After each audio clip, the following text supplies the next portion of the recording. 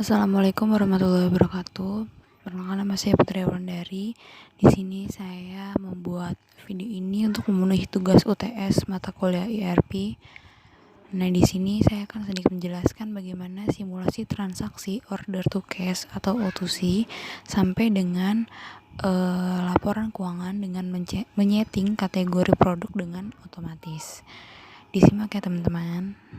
Nah, di sini ada skenario transaksi yang dimana suatu hari customer perusahaan kita, Dekoedik, membeli beberapa furniture dari perusahaan kita. Berikut furniture beserta jumlahnya. Yang pertama ada storage box, kuantitinya 25, dan large desk, kuantitinya 20. Selanjutnya kalian harus membuat user terlebih dahulu. Nah, untuk simulasi O2C ini kalian harus membuat 3 user. Yang pertama ada sales user, yang kedua ada warehouse user, dan yang ketiga ada accounting user.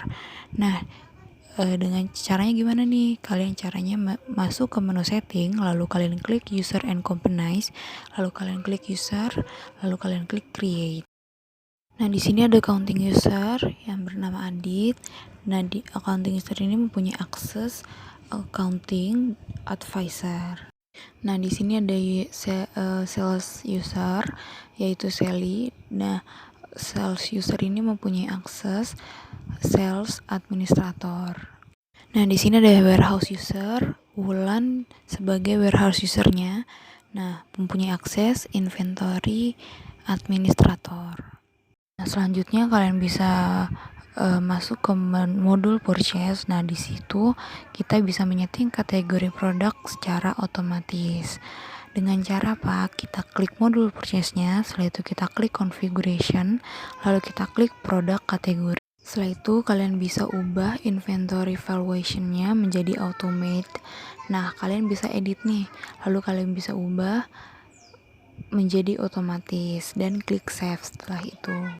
Nah, setelah itu kalian di sini bisa login ke masing-masing user yang telah kalian buat.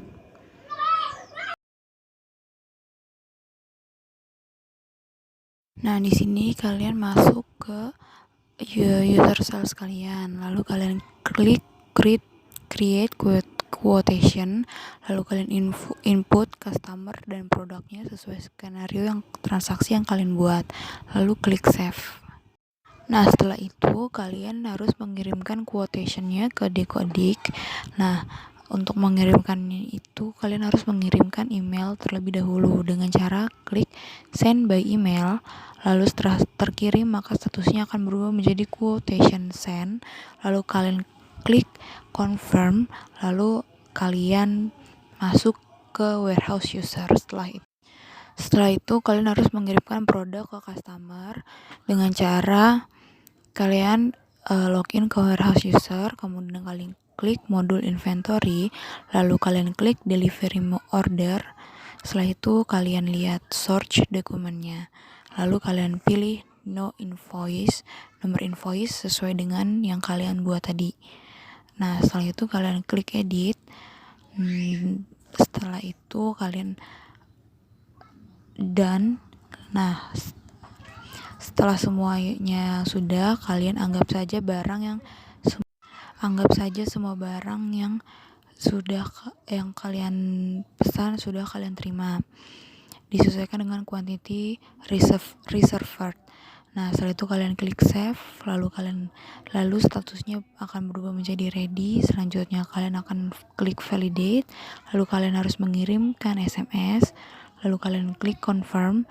Nah, setelah itu statusnya akan berubah menjadi done. Lalu setelah itu kalian balik lagi ke sales usernya, lalu kalian ke quotation yang tadi kalian refresh, terus hingga muncul di sebelah kiri pojok atas create invoice. Nah, setelah itu kalian klik create invoice, lalu kalian menggunakan regular invoice, lalu kalian klik create and view invoice, maka statusnya berubah menjadi draft invoice. Setelah itu kalian masuk ke menu accounting user, lalu kalian klik modul accounting modul accounting, lalu kalian klik customer, lalu kalian klik invoice, lalu kalian klik confirm, setelah itu klik send and print. Setelah itu kalian bisa mengklik register payment, lalu tunggu hingga selesai, lalu kalian bisa memilih jurnal. Jurnalnya itu antara bank atau cash. Nah, di sini kita pakai cash. Nah, maaf, maksudnya di sini saya memilih bank sebagai contohnya. Lalu kita klik create payment. Nah, setelah invoice setelah invoice-nya sudah ada, akan ada logo paid yang artinya terbayar. Nah, di sini saya logonya masih in payment. Saya juga tidak tahu itu kenapa. Tapi saya sudah mengikuti urutannya sesuai dengan yang ada di modul. Nah, di sini kita masuk ke jurnal-jurnal. Untuk melihat jurnal, kita harus login ke accounting user tadi. Lalu kita klik modul accounting, lalu kita ke menu accounting, lalu kita akan melihat jurnal transaksi apa saja yang tercatat dan bisa melihat report di menu reporting. Nah, di sini tuh pertama ada jurnal entires, ada jurnal sales, jurnal purchase, jurnal bank and cash, jurnal miscellaneous, terus ada general ledger, ada partner ledger. Nah, yang terakhir untuk membuat laporan keuangan ada financial report, ada balance sheet, sama profit and loss.